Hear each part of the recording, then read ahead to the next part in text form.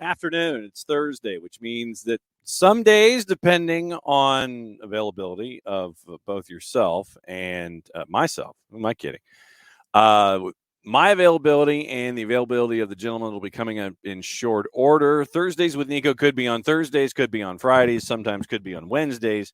So we kind of go by the schedule, see what happens. And today it is Thursdays with Niko on a Thursday. Joining us in short order from the soccer bar and Pulso Sports, our friend Niko Moreno. And since we're here in the off season, what we like to do is kind of do things that give Niko a second cup of coffee and get things all kind of squared away. And he gets a start on his day. And traditionally, Niko joins us in season in the 10:30 block on Thursday mornings, and we get to kind of catch up there. But I figure since it's the off season, let the man sleep in, let him have some family time, and let him do what he needs to do with the family, because as always, that is the most important element of all of it. And so we let Niko kind of sleep in a little bit. And so we get to catch up with Niko and do things in the afternoons here in the East Coast, mornings or early afternoon on the West Coast, and we'll catch up with Niko. We got Club World Cup to talk about with Niko coming up in just a little bit, and it is 2 days away from the Seattle Sounders taking on Al-Ahly in the Club World Cup, and then if they get past Al-Ahly, they make it into the next round of the Club World Cup, and in and of itself, it means a lot for Seattle Sounders. It means a lot for Major League Soccer. We'll get into other stuff going on with Major League Soccer.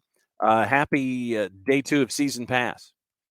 So we catch up with him about that and see if anything has transpired with that. Have you picked up your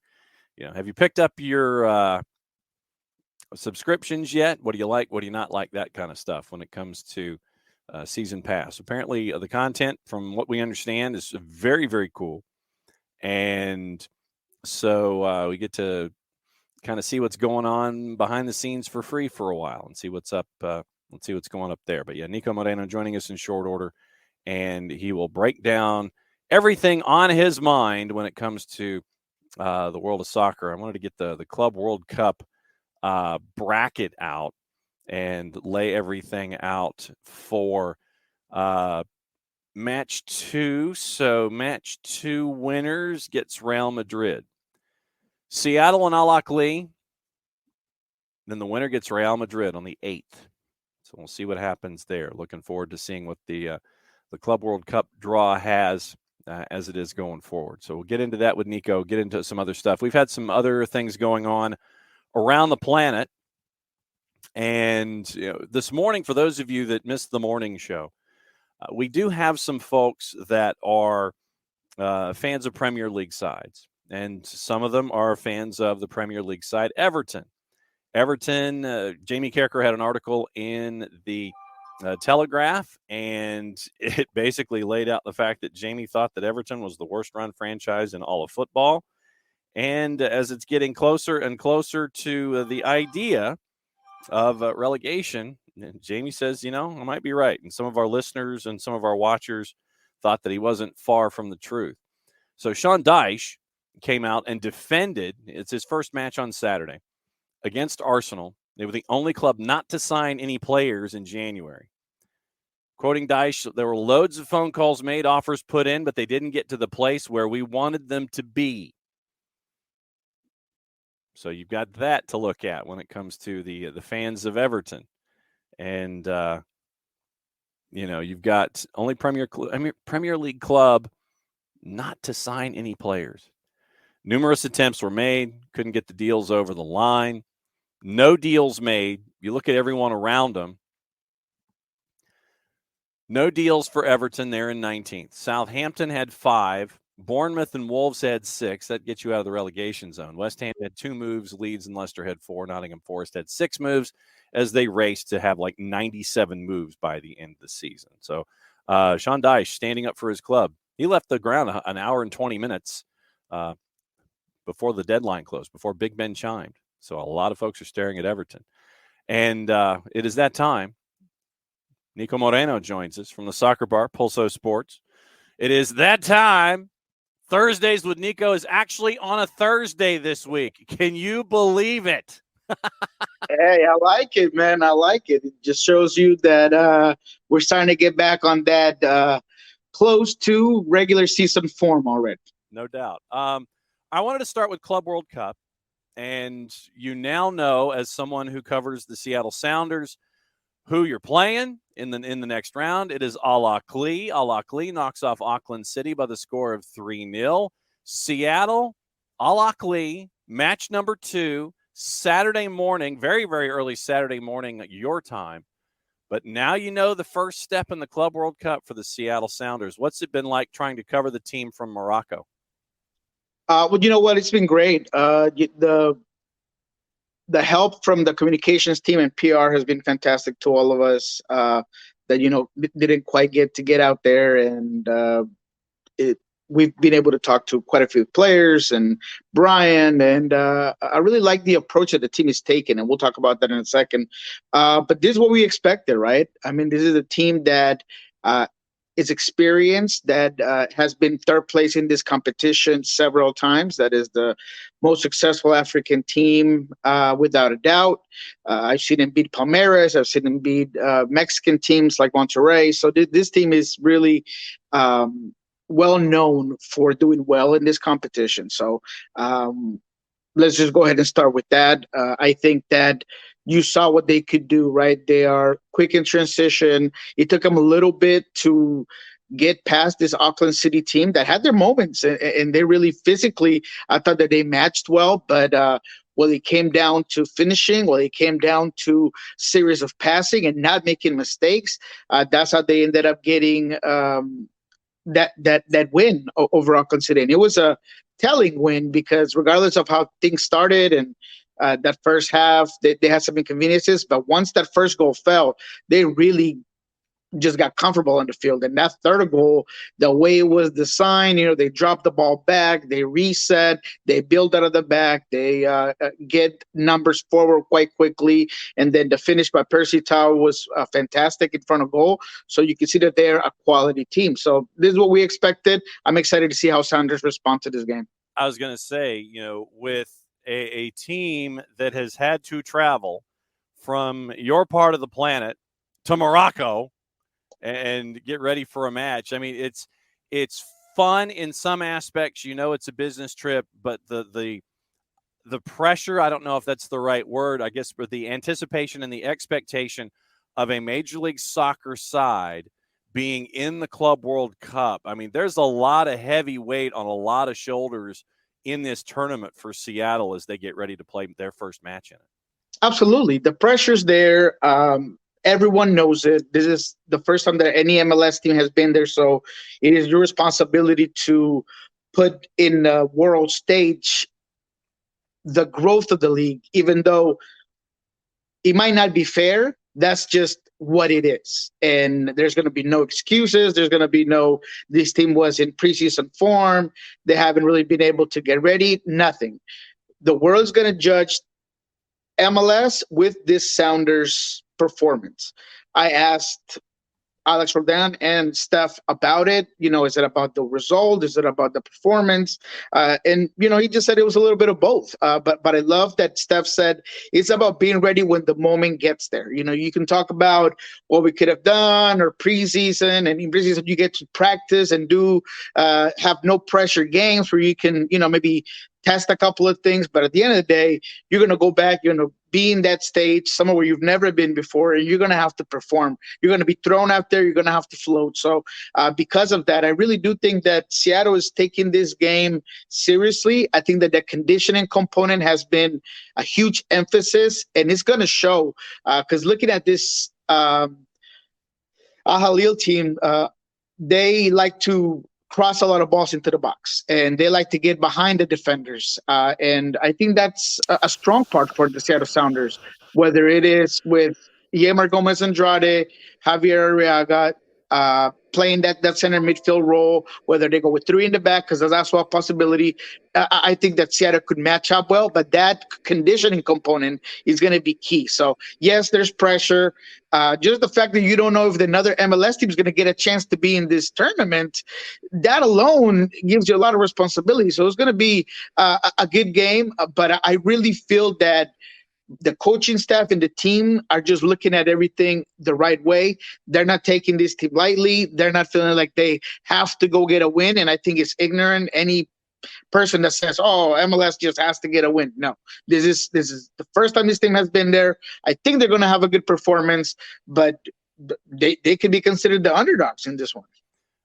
When you look at what you've seen from Al-Ahly, is there a team in Major League Soccer that you think you have seen that would match up visually with what you saw from Al-Ahly in that big win against Auckland City? If Seattle were playing someone in Major League Soccer, who would you compare Al-Ahly to, you think? Wow, that's a good question. I mean, does anybody match stylistically? You mentioned crossing the ball into the box and having to defend and having Yamar being active early. Are there any kinds of matchups, say, in the Western Conference or just in the overall where you've got teams that want to challenge Seattle by having guys out on the wing and bombing it into the box and hoping that either athleticism or height can beat Yamar to the ball to put it past Stefan Fry? Yeah, I mean, we could just to throw a name out there. Maybe the Timbers game, the last game I watched them here at Lumen, where they completely got the best of that Sounders team in that one. They were doing a lot of that, and Iesgoda getting behind the defenders, and the way that they were pushing out wide, Santiago Moreno being able to just completely defy and challenge out wide. So maybe that's one team that you could really think about it being that way.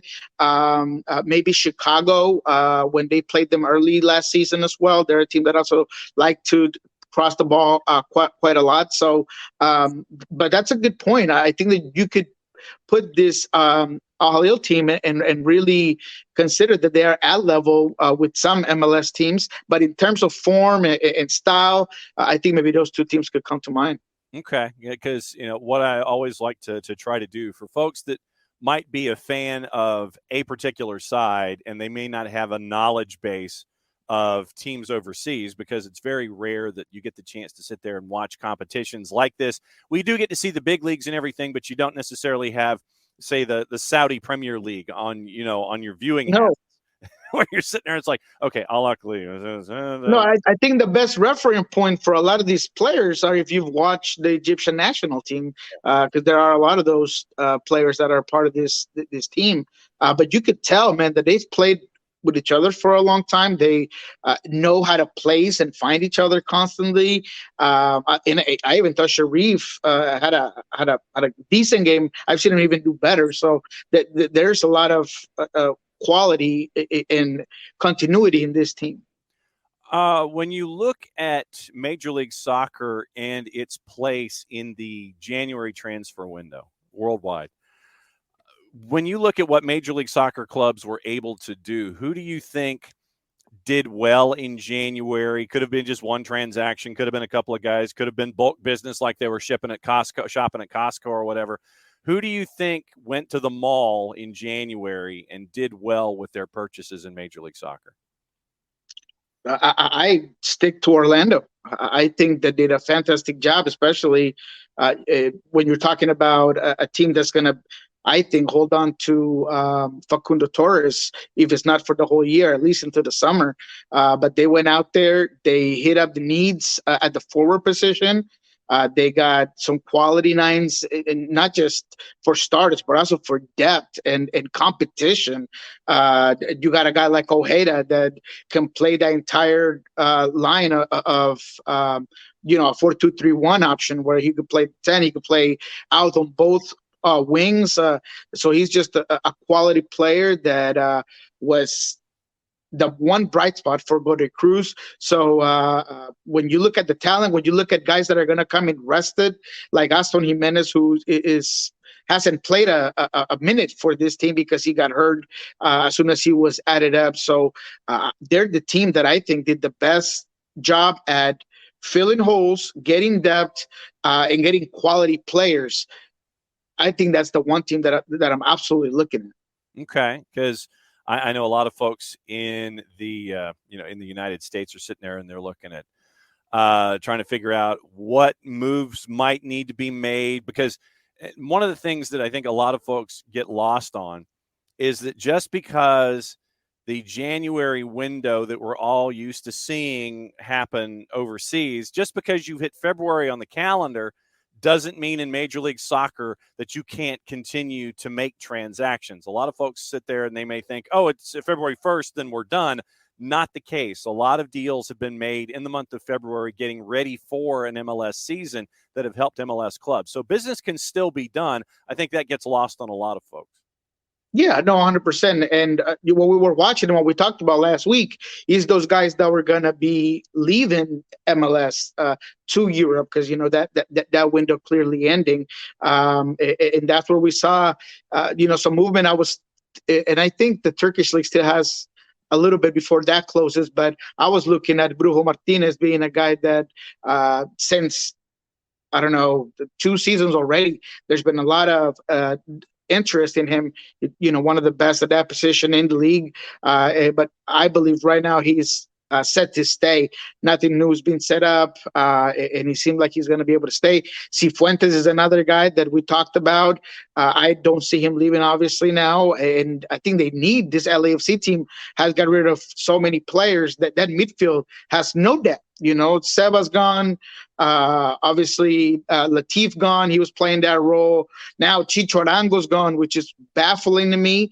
Well, I guess not baffling because you heard the rumors, you saw it coming, and Cherundolo had kind of mentioned what he desired and wanted in a forward, but it's still shocking to me just because he was such a quality player. Well, and I think from what we were able to glean from conversations and such, it looked like Chicho Arango was looking for a contract extension and a boost in the dollar amount. And if you couldn't agree to terms on any kind of a new contract or an extension, then Chicho wanted to go. And Pachuca, for $5 million, gets Chicho Arango. I think that's a good piece of business for Pachuca. And it makes you scratch your head about LAFC. But we had wondered, we were talking last week about Albert Ellis, even though he ended up going other places. But anybody up front, you're creating a logjam. If there's any kind of interest by LAFC, this kind of frees things up a little bit for LAFC if they want to go chasing for folks up front now. They do, but I don't understand why when, this guy had been a proven goal scorer. Sometimes you go and get a guy that is supposed to be this commodity and he's supposed to be this ed guy, and he just either doesn't fit or there's always a learning curve to any league, and it's just not there. So I would have paid him. I get that maybe restrictions and salary cap and things are impossible, but I would have done everything possible to keep a guy like Chicho Arango. I mean, he is a guy that had an injury that kept him from the field, and still in what was it, a year and a half, a little bit over that, 30 goals, 7 assists. His hold-up play is fantastic. He's a guy that is willing to get out there and be that first defender at times, not all the time. I get that's what Cherundolo wanted him to do more, but you saw with Colombia, he had to be that guy in this last game. He could improve on that. So I still feel like if it was me and I had the choice to keep a guy like Chicho Arango, I would absolutely keep him. But I think he's going to kill in Pachuca. I think he's going to do well. And it's nice to see Liga MX, doing their shopping down here.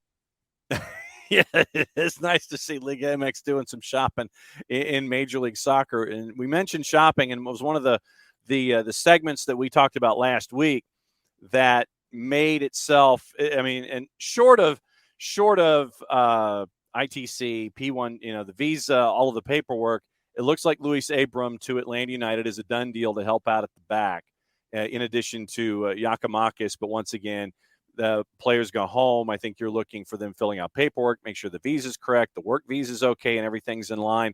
For Luis Abram to Atlanta United, it's a piece of business with Granada for, I want to say, 300,000 euro. So decent piece of business for Atlanta United here to bring in some help at the back with Luis Abram. Yeah, this is the guy that I was teasing last week. This is the transaction that I was looking for.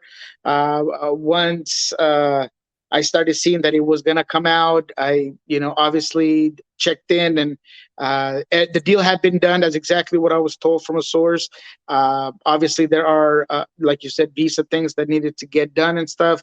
But, I was told the medical was already done. I know that other reports have some otherwise. But regardless of, this is a good signing for Atlanta United. But I don't want to oversell. I really don't.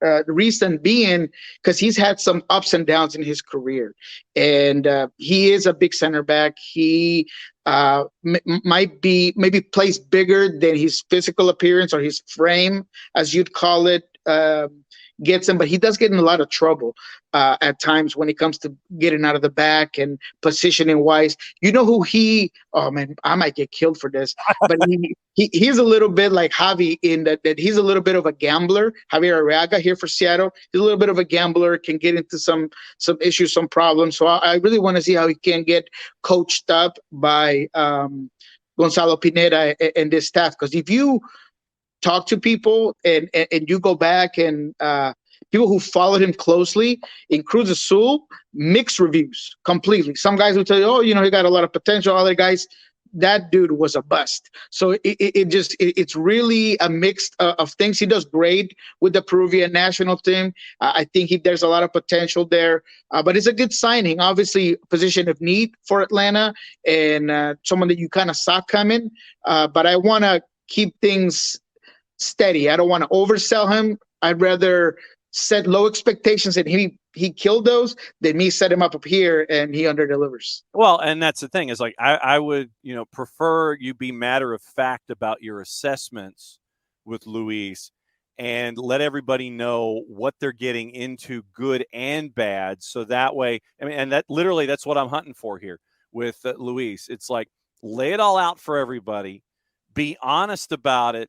Let everybody know what you've seen in the past and what he is capable of. And it sounds like while he's got the Arriaga gambler streak in him, sounds like at times that he might have a little bit of sandpaper in him too when it comes to defense. And he's not gonna back down from any kind of a challenge, especially if he feels he can win that kind of a challenge. It sounds like you're getting somebody who's physical, someone who can take a bit of a gamble sometimes. Almost sounds like a cornerback or a safety in American football, where you don't mind him reading the quarterback, you don't mind him reading the pass pattern, and if he jumps a route, that's going to happen every once in a while. Sounds like that's what you're looking at, some kind of a corner that reads the quarterback when it comes to American football with Luis Abram.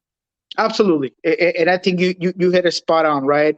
Just soccer tends to be a little bit more of when it comes to you being a center back, everything is amplified. Every small mistake, especially when you have a team like Atlanta that likes to build out of the back, and one mistake, one bad pass, one bad read, or your line is set extremely high, that's going to kill somebody because it's going to cost you a game. A cornerback can give up essentially a couple of big plays and not cost you the game, while in soccer that big play lands in a goal is a lot harder to kind of get back from that. But yes, the good thing about Luis is the following. This is a guy that has had a lot of interest in MLS for a couple of years now, so I've got a lot of data on him. I've talked to a lot of people, teammates, a few coaches, and obviously those reporters that follow things closer. But he's intangibles have always been a plus. Everybody who I talked to always said he's a hardworking guy. He's a locker room guy. He wants to be very respectful towards media members and fans. He's gotten into some really strong confrontations with some fans, and he never responds the negative way, because that's just kind of the way things happen in Liga MX. Unfortunately, there's a lot of access from fans that tend to be a little bit overly passionate, if not Yes. beyond that. Well, well worded, overly passionate. Yes. Yeah, so absolutely. When it comes to the intangibles, it's something that I look for, and I'm sure Gonzalo and Atlanta Scouting is looking for. In that regard, he's very, very good. When it comes to other teams in Major League Soccer, and I know that this is a question that I ask every week, but I do it on purpose. When it comes to teams who have not been making moves, the ones that have stood pat that we think really should be making moves, is anybody on that list where you're still thinking, okay, you've got 3 weeks now before the season starts, you haven't done enough, you haven't done as much as I would have thought you would have done? Is there anybody on that list that you're sitting there going, okay, I'm kind of waiting on something here for you, I haven't seen anything yet? Who's still at the poker table that hasn't done anything yet for you, Niko? There's quite a few, man. I'm still the ones that I've mentioned to you before. When it comes to DC, when it comes to Chicago, to me, there's just not enough there. But I'll give you one that I know they'll make the moves, but right now I'm just scratching my head. LAFC continues to be one that I think they really need to get out there and get some more quality players.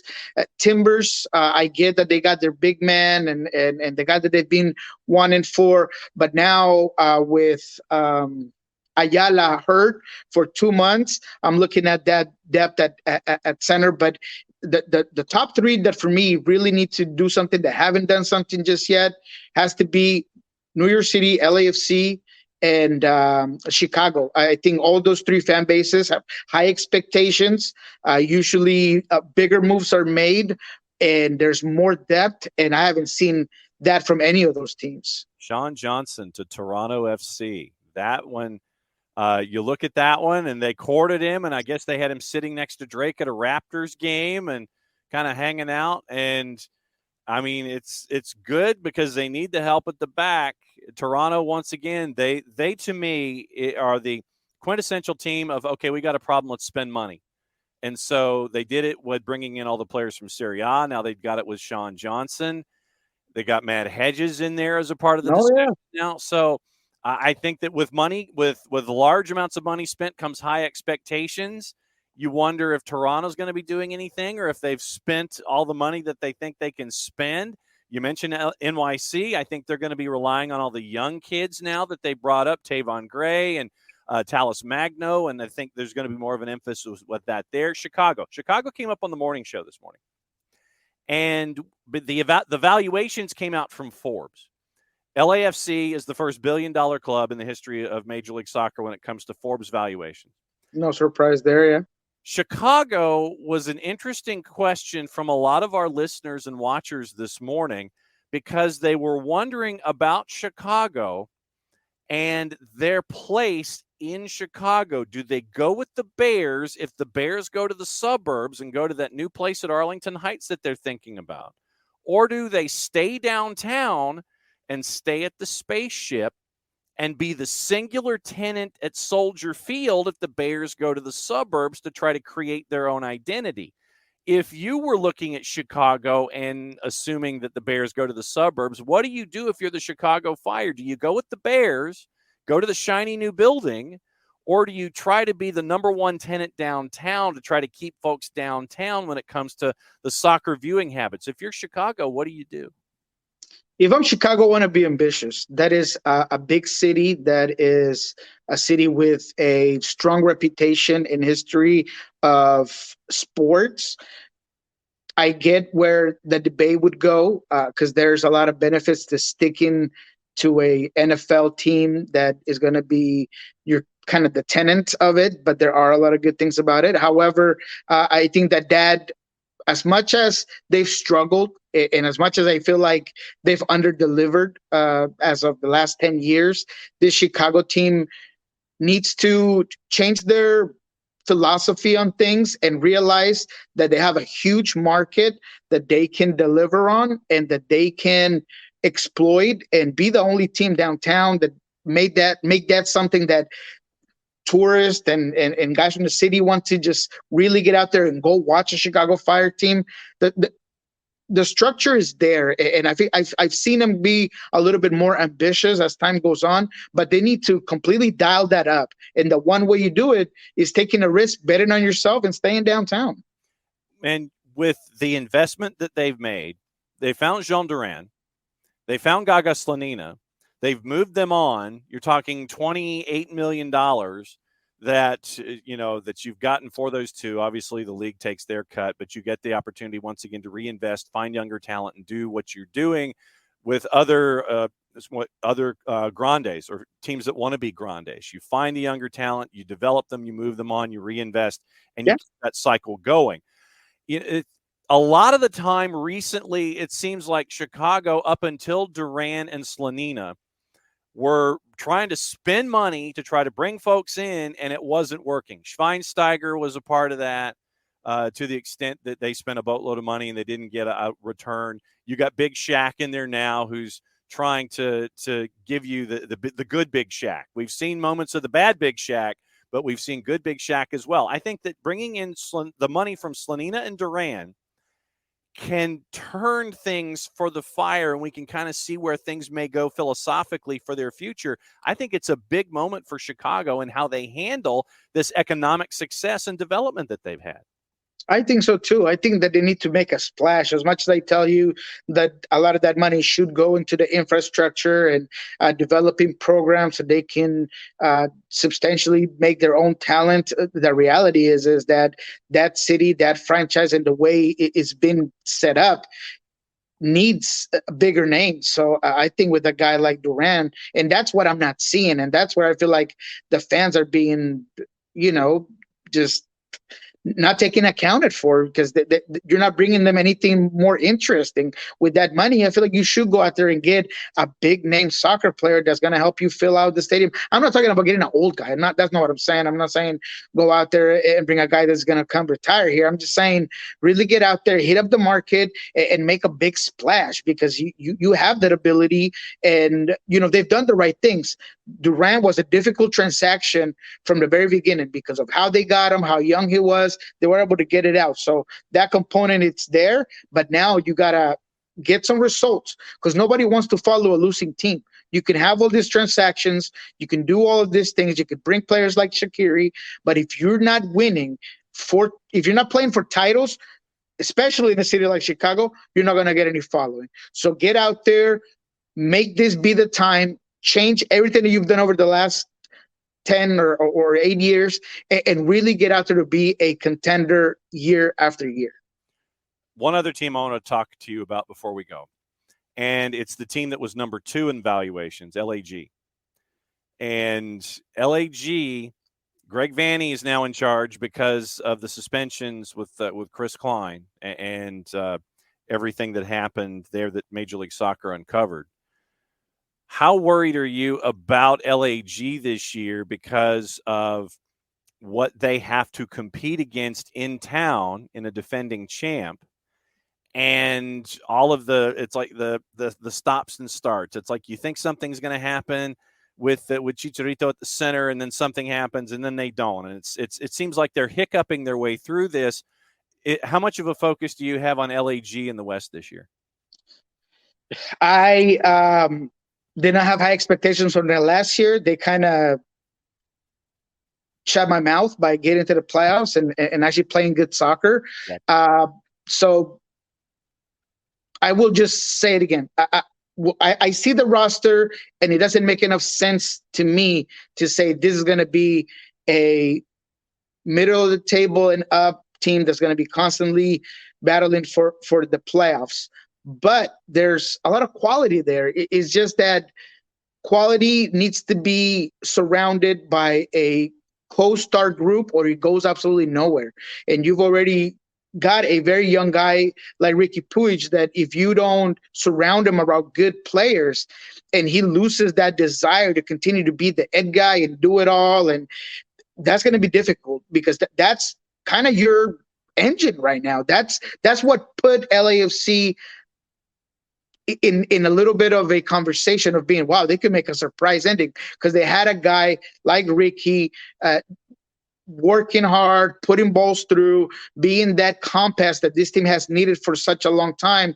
But the truth of the matter is, John, and everybody listening, look at the wing play in this team. That there's the lack of wingers, the lack of you still got to figure out what you're going to do with Douglas Costa. Are you going to continue to rely on that flimsy, taped over crystal, hammy and injuries? I mean, I don't know. I feel like I wouldn't be comfortable with that. So there are pieces and components there. There's a lot of talent. No, there's good talent, not a lot of it. There's good talent there, but it needs to be surrounded better. So I'm not rating them high this season, especially with the Western Conference that I think is going to be really, really tough this year. Yeah, no doubt about it. And by the way, happy day 2 of MLS season pass to you and everyone there on the West Coast. I mean, I still got to get mine on, man. I haven't done it yet, but I will be getting it. Hearing a lot of great reviews from absolutely everybody, so I'm excited for the new content. I like the Spanish talent that they got. Guys that I've worked with in the past that are really, really good. So I'm excited to just see how that all comes out. Lay it out for me. What's going on with Soccer Bar and Pulso Sports and Niko Moreno as he prepares for a team playing in Morocco in 2 days' time? Well, go ahead and check out what what Alex Roldan and Stefan Fry said just yesterday about Al Ahly and everything that's going to happen here in the Club World Cup. We will be having at least one more interaction with Coach Brian Smetzer as well. And we're going to get everything from you that we can get from Morocco in Pulso Sports. When it comes to Soccer Bar, in a couple of hours, we will be having a discussion about everything that we've just kind of talked about here today, basically, because that's who you are, John. You just catch it all. But all in Spanish, of course. We do talk a little bit about the U.S. men's national team going on forward, a couple of the things that we saw prior. But yes, go ahead and check it out. What he said. The Soccer Bar and Sports Pulso on the Twitters, El Rolo and W. It's another Thursdays with Niko. He's got to get that second cup of coffee going. He's got to get ready for Soccer Bar later today. We will catch up again next week, my friend. It's fantastic to always see you. What he said. That's a salute, which means one thing. Mucho plati, I'll play it safe, and we will be back at it again with Thursdays with Niko next week. It's the end of the show, which means I get to do this.